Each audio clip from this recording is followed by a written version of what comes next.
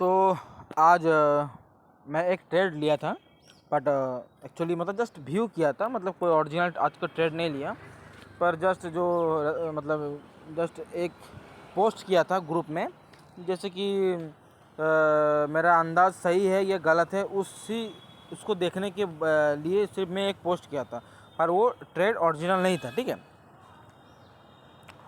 तो जैसे कि देख सकते हो एग्जैक्टली कितना बजे था यहाँ पर, ये करीब करीब 10:45 पर एक पोस्ट किया था इस पॉइंट से सेलिंग। ठीक है, ये भी एक जस्ट व्यू था, ऊपर वाला भी छोड़ दो उसको। तो यहाँ पर एक सेलिंग का व्यू था, क्यों था मैं बाद में बताता हूँ। और ये मेरा दोस्त एंट्री मारा था। ठीक है, तो अब उसके बाद हुआ क्या, उसके बाद यहाँ पर देखो ये अच्छा खासा मोमेंटम दिया और करीब करीब 40% का मोमेंटम इसमें मिला। लेकिन मेरा जैसे कि मैं बताया, ये जस्ट मैं व्यू के लिए दिया था, बट इसमें कोई ओरिजिनल एंट्री नहीं था।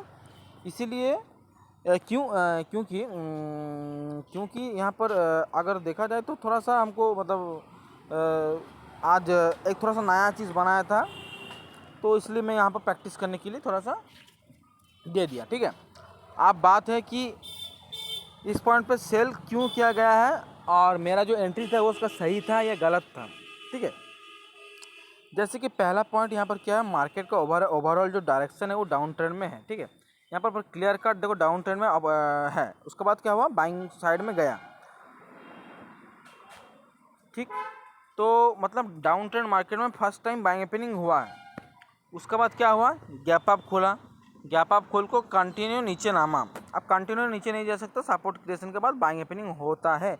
अब बाइंग ओपनिंग हुआ, उसके बाद क्या हुआ, उसके बाद हुआ ये इस पॉइंट से रेजिस्टेंस फेस किया। उसके बाद देखो इस पॉइंट पे प्राइस होल्ड कर रहा है और इसको और टच करने अब गया ही नहीं, मतलब इसको टच करने के लिए और गया ही नहीं, इसी पॉइंट पे अप डाउन कर रहा था। वो ये क्या इंडिकेशन देता है, ये इंडिकेशन देता है जब मार्केट नेगेटिविटी है और फिर से कंटिन्यू करने का कोशिश कर रहा है। बट जो मेरा एंट्री है, जैसे कि मैं जो एंट्री लिया था वो एंट्री का जो कैंडल है वो वाला ये वाला है। ठीक है, एग्जैक्टली ये वाला कैंडल पे मैं ट्रेड कर लिया था, लेकिन लॉजिकली मेरा जो एंट्री है वो थोड़ा सा गलत है, मतलब थोड़ा एग्रेसिव है, स्टॉप लॉस ज़्यादा हो गया है। ठीक है, नहीं फिर भी चला, बात वो नहीं है। बात ये है, एक चीज़ हमको ध्यान देना पड़ेगा। पहला चीज़ ये है, देखो मार्केट का जो डायरेक्शन है वो डाउन ट्रेंड में है। ठीक है, कोई बात नहीं, लेकिन यहाँ पर अगर देखा जाए तो नीचे से लेकिन बाइंग हैपनिंग हो, मतलब हो के ऊपर आया है, नॉर्मल बाइंग नहीं है। यहाँ पर ये प्राइस रिजेक्ट कर को, यहाँ पर जैसे बड़ा सा कैंडल को रिजेक्ट कर को बाइंग साइड में ऊपर गया है। उसका मतलब क्या, अगर हमको सेल करना है तो पहले क्या होना चाहिए, ये जो बाइंग है बाइंग तो को रिजेक्ट होना चाहिए, उसका बाद मैं सेल करूँगा। सही है, तो अब बात है कि जो मैं जिस पॉइंट पे सेल किया तो वो एक रिजेक्शन नहीं था, यहाँ पर प्राइस होल्ड तो कर रहा था। अगर मार्केट पूरी नेगेटिविटी रहता तो मैं यहाँ पर होल्ड की वजह से यहाँ पर सेल सही था, लेकिन जैसे कि नीचे से बाइंग ओपनिंग हुआ है तो इस पॉइंट से, इसीलिए इस पॉइंट पे सिर्फ होल्ड करने से नहीं होगा, ये रिजेक्ट करना पड़ेगा। रिजेक्ट कैसे होगा, कोई ब्रेकआउट फेलियर व कुछ भी एक देखना पड़ेगा। जैसे कि यहाँ पर देखो ठीक है, यहाँ पर जैसे थोड़ा नीचे आया फिर बाइंग ओपनिंग हुआ, फिर से नीचे आया फिर बाइंग ओपनिंग हुआ। तो अगर ये जो बाइंग कैंडल बनाया था, ये जो बड़ा बाइंग वाला कैंडल, तो ठीक है जैसे कि ये वाला, अगर इसका कैंडल का नीचे भी आ जाता फिर भी मैं सेल कर सकता हूँ। ठीक है, लेकिन यहाँ पर वैसे तो आया नहीं है। उसके बाद क्या किया, थोड़ा ऊपर गया है। उसके बाद यहाँ पर अगर देखोगे तो यहाँ पर देखो, यहाँ पर क्या हुआ, ये हायर हाई क्रिएशन करने की कोशिश किया था, तो ये क्या क्या ये फेल हो गया।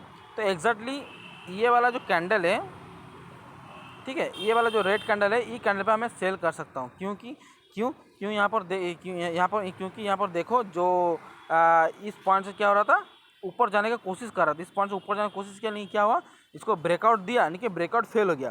तो इसी बेस पे मैं इस पॉइंट पे मैं सेल कर सकता हूँ।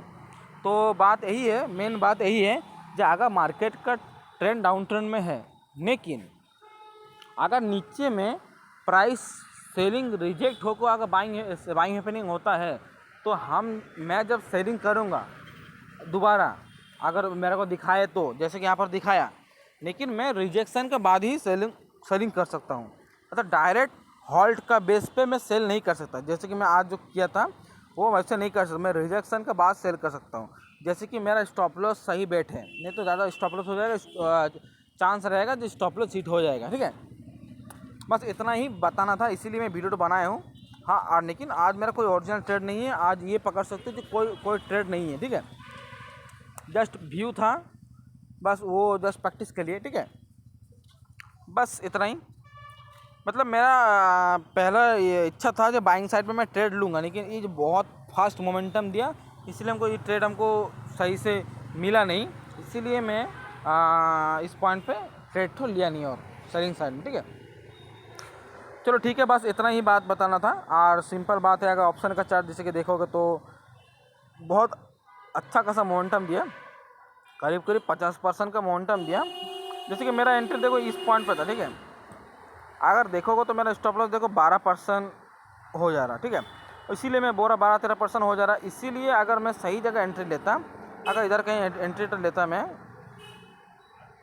तो देखो मेरा स्टॉप लॉस सही बैठता और टारगेट देखो 50% तक गया नहीं, कि मैं अगर फिर भी 30-40% भी ले लेता तो बहुत अच्छा होता। ठीक है, तो बस इतना ही बात था और कुछ नहीं, सिंपल सा ट्रेड था।